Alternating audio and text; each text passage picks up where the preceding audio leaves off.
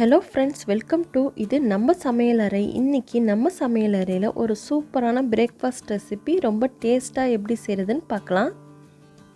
கடைகளில் கிடைக்கிற மாதிரி சாம்பார் வடை ரெசிபி நம்ம வீட்டிலே எப்படி செய்கிறதுன்னு பார்க்கலாம். நல்ல மொறுன்னு சாஃப்டான வடை ரெசிப்பியும் எப்படி செய்கிறதுன்னு பார்க்கலாம். அதுக்கு முன்னாடி நம்மளோட சேனலை சப்ஸ்கிரைப் பண்ணாமல் பார்த்துக்கிட்டு இருந்தீங்கன்னா சப்ஸ்கிரைப் பண்ணிடுங்க. கூட இருக்கிற பெல் ஐக்கானையும் ப்ரெஸ் பண்ணிடுங்க. ஃபஸ்ட்டு வடை செய்கிறதுக்கு உளுந்தை ஊற வச்சுக்கணும். இன்றைக்கி அரைப்படி அளவுக்கு வெள்ளை உளுந்து எடுத்திருக்கேன். கருப்பு உளுந்தும் யூஸ் பண்ணிக்கலாம். அரைப்படிங்கிறது 1/2 kg அளவுக்கு. இதில் தண்ணி சேர்த்துட்டு 3-4 மணி நேரம் ஊற வச்சுக்கணும். வெள்ளை உளுந்து ஒரு 4 மணி நேரம் ஊற வச்சா போதும். கருப்பு உளுந்து எடுத்திங்கன்னா 6 மணி நேரம் ஊற வச்சுக்கணும். இப்போது 4 மணி நேரம் கழித்து ஓப்பன் பண்ணுறேன். உளுந்து நல்லா ஊறி இருக்குது. உளுந்து எப்போதுமே நல்லா ஊறினா தான் உங்களுக்கு மாவு அரைக்கும் போது உளுந்து பொங்கி வரும். இப்போ தான் வடை உங்களுக்கு நல்லா சாஃப்டாக கிடைக்கும். இப்போது இதை நல்லா வாஷ் பண்ணிவிட்டு எடுத்துட்டேன். தண்ணியெலாம் ஃபில்டர் பண்ணிவிட்டு இப்போது இதை கிரைண்டரில் போட்டு அரைச்சி எடுத்துக்கிறேன். இப்போது உளுந்தில் இருக்கிற தண்ணியெல்லாம் சுத்தமாக ஃபில்டர் பண்ணிவிட்டு கிரைண்டரில் சேர்த்து அரைச்சி எடுத்துக்கிறேன். ரொம்ப அதிகமாக தண்ணி சேர்த்துடக்கூடாது. நம்ம கொஞ்சம் கொஞ்சமாக தண்ணி சேர்த்து தான் உளுந்து அரைச்சி எடுக்கணும். ரொம்ப தண்ணி சேர்த்துட்டிங்கன்னா வடை தட்டி போட வராது. இந்த மாதிரி கொஞ்சம் கொஞ்சமாக சேர்த்து மாவு அரைச்சி எடுத்துக்கணும்.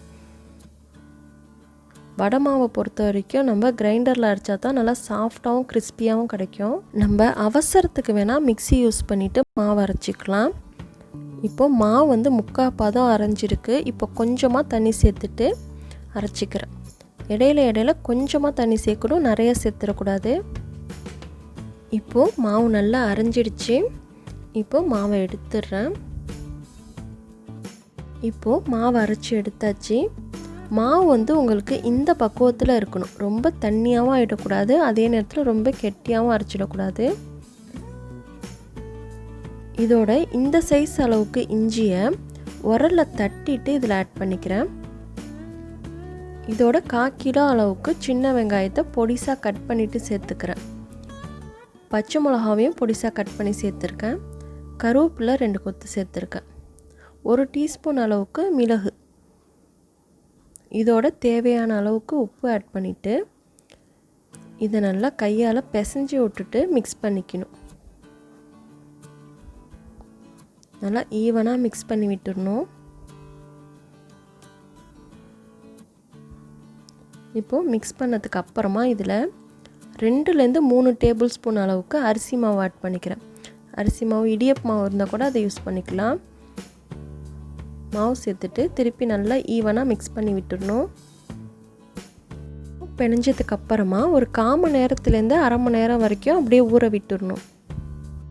இப்போது நெக்ஸ்ட்டு டிஃபன் சாம்பார் செய்கிறதுக்கு 100 கிராம் அளவுக்கு துவரம் பருப்பை நல்லா வாஷ் பண்ணிவிட்டு ஒரு குக்கரில் சேர்த்துருக்கேன். இதோட ஒரு கைப்பிடி அளவுக்கு சின்ன வெங்காயமும் 3 பச்சை மிளகாவும் காரத்துக்கு ஆட் பண்ணியிருக்கேன்.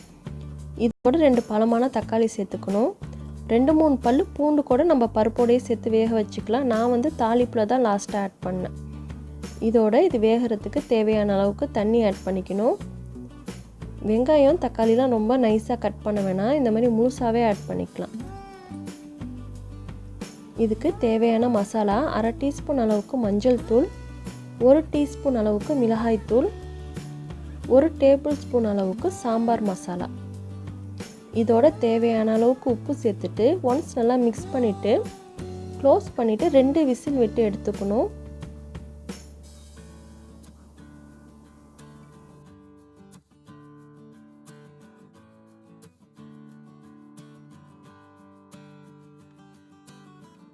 இப்போது 2 விசிலுக்கு அப்புறமா குக்கரை ஓப்பன் பண்ணுறேன். பருப்புலாம் நல்லா வெந்திருக்கு. இதை லைட்டாக மேஷ் பண்ணி விட்டுக்கணும்.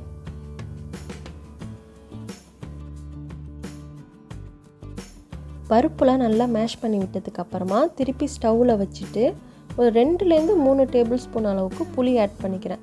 புளி ரொம்ப அதிகமாக சேர்க்கக்கூடாது, குறைவாக தான் சேர்த்துக்கணும். புளி சேர்த்துட்டு இந்த மாதிரி ஒரு 5 நிமிஷம் போல் நல்லா கொதிக்க விட்டு எடுத்துக்கணும். புளியோட பச்சை வாசம் போகிற அளவுக்கு கொதிக்க விட்டு எடுத்துக்கணும். நல்லா கொதிச்சதுக்கு அப்புறமா சாம்பாரை தாளித்து எடுத்துக்கலாம். தாளிக்கிறதுக்கு ஒரு சட்டி வச்சுருக்கேன். சட்டி நல்லா ஹீட் ஆனதுக்கு அப்புறமா இதில் 2-3 டேபிள் ஸ்பூன் அளவுக்கு ஆயில் சேர்த்துக்கிறேன். ஆயில் நல்லா ஹீட் ஆனோன்னே இதில் 2 காஞ்ச மிளகாய் சேர்த்துக்கிறேன். மிளகாய் நல்லா சவந்ததுக்கு அப்புறமா இதில் 1 டீஸ்பூன் அளவுக்கு கடுகு சேர்த்துக்கிறேன். கடுகு சேர்த்தோன்னா நம்மளுக்கு நல்லா பொரியணும். அந்த அளவுக்கு நம்மளுக்கு ஆயில் ஹீட்டாக வச்சுக்கணும். ஆனால் மீடியம் ஃப்ளேமில் வச்சுக்கோங்க. இப்போது இதில் 1 டீஸ்பூன் அளவுக்கு கடுகும் 1 டீஸ்பூன் அளவுக்கு ஜீரகமும் சேர்த்துக்கிறேன். கடுகு ஜீரகம்லாம் நல்லா பொரிஞ்சதுக்கு அப்புறமா 2-3 சின்ன வெங்காயத்தை பொடிசாக கட் பண்ணிவிட்டு இதில் ஆட் பண்ணிக்கிறேன். இதோட ஒரு கொத்து கருவேப்பிலை சேர்த்துக்கிறேன். இதை நல்லா மிக்ஸ் பண்ணி விட்டுட்டு 2 பல்லு பூண்டை நல்லா தட்டிட்டு இதில் ஆட் பண்ணிக்கிறேன்.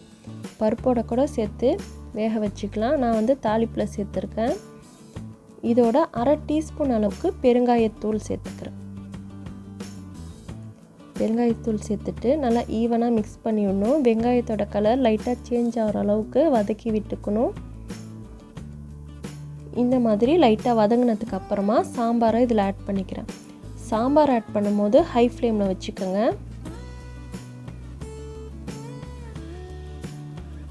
அவ்வளோதான், சாம்பார் தாளிச்சாச்சு. இதில் லாஸ்ட் அண்ட் ஃபைனலாக கொஞ்சமாக மல்லிக்கீரை ஆட் பண்ணிக்கிறேன். அவ்வளோதான், சாம்பார் ரொம்ப டேஸ்ட்டாக ரெடி ஆகிடுச்சு. ஸ்டவ்வை இதோட ஆஃப் பண்ணிடணும்.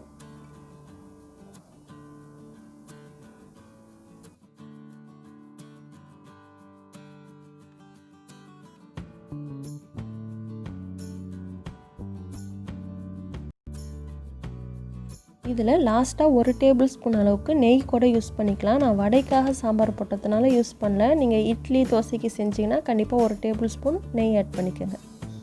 இப்போது நெக்ஸ்ட்டு தேங்காய் சட்னி எப்படி அரைக்கிறதுன்னு பார்க்கலாம். ஒரு மிக்ஸி ஜாரில் 1/2 மூடி அளவுக்கு தேங்காவும் 3 டேபிள் ஸ்பூன் அளவுக்கு பொட்டுக்கடலையும் சேர்த்துருக்கேன். இதோட 2-3 சின்ன வெங்காயமும் காரத்துக்கு 3 பச்சை மிளகாவும் சேர்த்துருக்கேன். ஒரு துண்டு இஞ்சி கூட சேர்த்துக்கலாம், ஆனால் நான் வந்து இன்றைக்கி சேர்க்கலை. இப்போது இது எல்லாத்தையும் நல்லா அரைச்சி எடுத்துக்கணும். ரொம்ப பேஸ்ட்டாக அரைக்கக்கூடாது, கொஞ்சம் கொரப்பாக அரைச்சிக்கணும். இப்போது இதை ஒரு பவுலில் சேர்த்துட்டு தேவையான அளவுக்கு உப்பு சேர்த்து மிக்ஸ் பண்ணி வச்சுட்டேன். இப்போது இதுக்கு தாளிப்பு கொடுத்துக்கலாம். 1 டீஸ்பூன் அளவுக்கு நல்லெண்ணெய் சேர்த்துருக்கேன். ஆயில் லைட்டாக ஹீட் ஆனோன்னா இதில் ஒரே ஒரு காஞ்ச மிளகாய் கிள்ளி போட்டுட்டு 1 டீஸ்பூன் அளவுக்கு கடுகு ஆட் பண்ணிக்கிறேன்.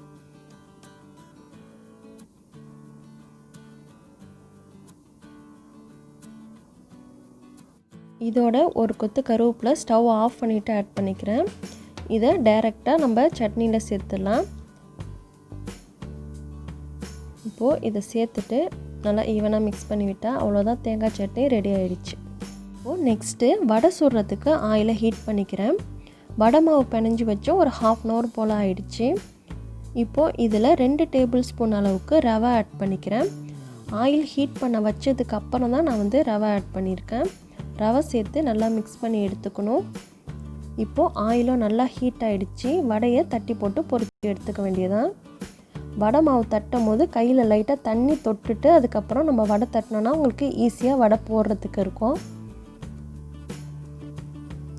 வடை பொரிக்கிறதுக்கு எண்ணெய் வந்து வடை முழுகிற அளவுக்கு நம்ம சேர்த்துருக்கணும். ஆயிலில் போடும்போது ஹை ஃப்ளேமில் இருக்கணும். நம்ம பெரட்டி விட்டதுக்கப்புறமா சிம்மில் வச்சுட்டு வடையை பொன்னிறமாக பொரித்து எடுத்துக்கணும்.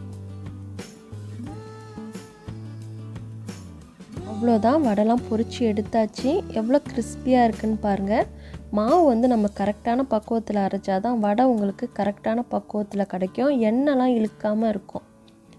இப்போது அடுத்தது சாம்பார் வடை செய்கிறதுக்கு ஒரு பவுலில் வெதுவெதுப்பான தண்ணி வச்சுருக்கேன். இதில் தேவையான அளவுக்கு வடை ஆட் பண்ணிக்கலாம். இன்றைக்கி வந்து நான் ஒரு 4 வடை சேர்த்துருக்கேன்.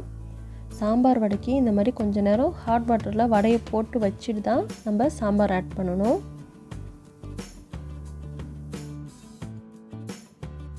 இப்போது ஒரு 5 minutes போல் தண்ணியில் நல்லா ஊறிடுச்சு வடை. இப்போது இந்த மாதிரி உள்ளங்கையில் வச்சு ப்ரெஸ் பண்ணி எக்ஸ்ட்ரா இருக்கிற வாட்டர்லாம் ஃபில்டர் பண்ணி எடுத்துடணும். அப்படியே தண்ணியோடு சேர்த்துடக்கூடாது, தண்ணியை சுத்தமாக ஃபில்டர் பண்ணி எடுத்துடணும்.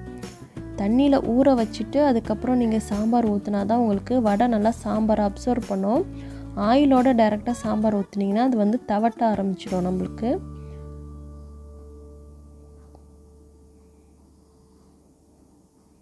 உங்களுக்கு கடைகள்லேயும் இதே மெத்தடில் தான் செய்வாங்க. கொஞ்ச நேரம் தண்ணியில் போட்டுட்டு தண்ணி ஃபில்டர் பண்ணிட்டு தான் உங்களுக்கு சாம்பார் வடைக்கு ரெடி பண்ணுவாங்க. இப்போது ஒரு பிளேட்டில் வடையெல்லாம் அரேஞ்ச் பண்ணிவிட்டு நம்ம செஞ்சு வச்சுருக்க சாம்பாரை இது மேலே ஆட் பண்ணிக்கணும். சாம்பார் வந்து ரொம்ப திக்காக செஞ்சிடக்கூடாது, இந்த அளவுக்கு இருக்கணும் சாம்பார் வாட்டரியா. உங்களுக்கு தேவையான அளவுக்கு சாம்பார் ஆட் பண்ணிக்கோங்க. சாம்பார் ஆட் பண்ணதுக்கப்புறமா இதுக்கு மேலே கொஞ்சமாக வெங்காயம் பொடிசாக கட் பண்ணிவிட்டு ஆட் பண்ணிக்கிறேன். இதோட ஃபைனலாக கொஞ்சமாக மல்லிக்கீரை அதையும் நைஸாக சாப் பண்ணிவிட்டு இது மேலே ஆட் பண்ணிக்கிறேன். அவ்வளோதான், சாம்பார் வடை நம்ம வீட்டிலேயே சூப்பராக ரெடி பண்ணியாச்சு.